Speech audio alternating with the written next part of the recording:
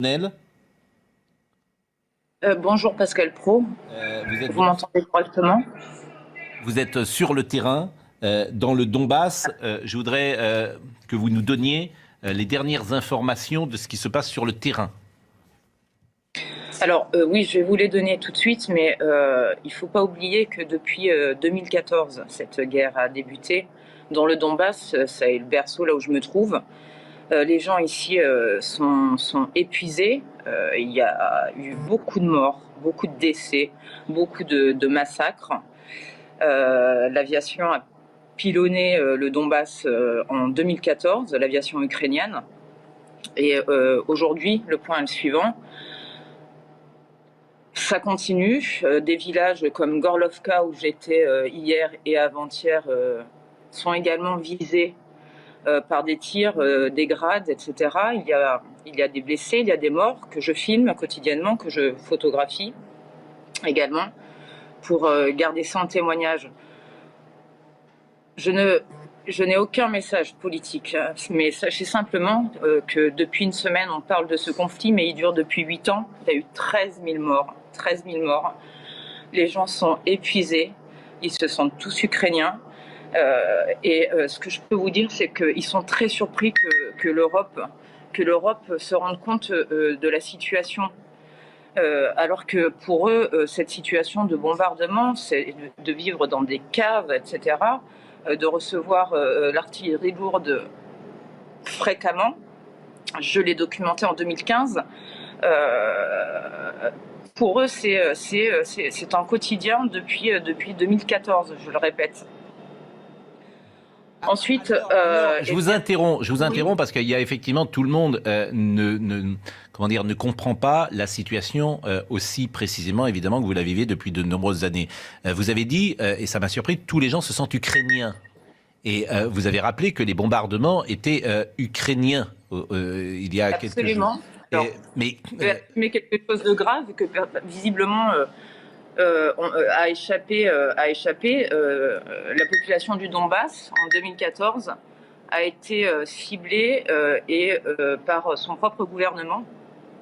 La population russophone a été bombardée par le gouvernement de Kiev. Oui, voilà. J'ai toutes les preuves, donc je pourrais vous les fournir en rentrant en France. J'ai les images. J'ai un film là-dessus. C'est incontestable. Mais aujourd'hui, les bombardements ou les exactions, elles sont russes ou elles sont ukrainiennes? Du côté où je suis, elles sont ukrainiennes. Les Russes sont au cœur du pays.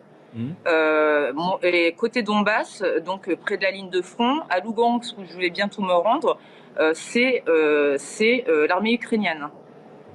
Je suis désolée de choquer tout le monde. Non, pas du tout. Et je ne prends pas parti. Et je ne défends pas Poutine. Hein, c'est simplement, moi, je suis au plus près des civils. J'étais l'an dernier en Arménie.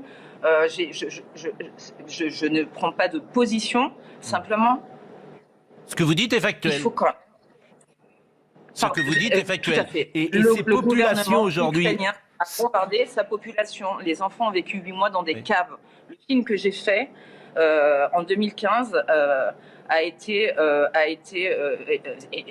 est une preuve de toutes ces crimes de l'humanité. J'assume. Je vous invite à le regarder. Hier, j'étais avant-hier dans une école. 2 institutrices ont été coupées en deux, le corps coupé en deux. Je rencontre j'ai mis des photos sur mon mur Facebook, des babouchkas, parce que les gens qui n'ont pas, les plus âgés, les retraités n'ont pas pu quitter la zone. Donc les civils sont touchés, soit par l'artillerie lourde, soit par des grades. Enfin bon, je suis pas une spécialiste de l'armement. En tout cas, je vous confirme qu'ici, dans la région du Donbass, côté russophone, encore aujourd'hui, ça bombarde. Hier, Donetsk a été touché.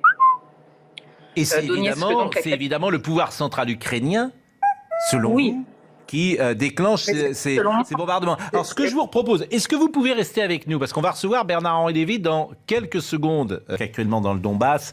Et je voulais que vous interveniez simplement sur une nouvelle fois dans cette discussion, parce que vous nous donniez des informations qui vont sans doute surprendre ceux qui nous écoutent, puisque le Donbass, et vous le disiez tout à l'heure, est bombardé par les forces ukrainiennes Alors, depuis des années. je vais C'est vous une dire- forme de guerre civile qui est mise en place.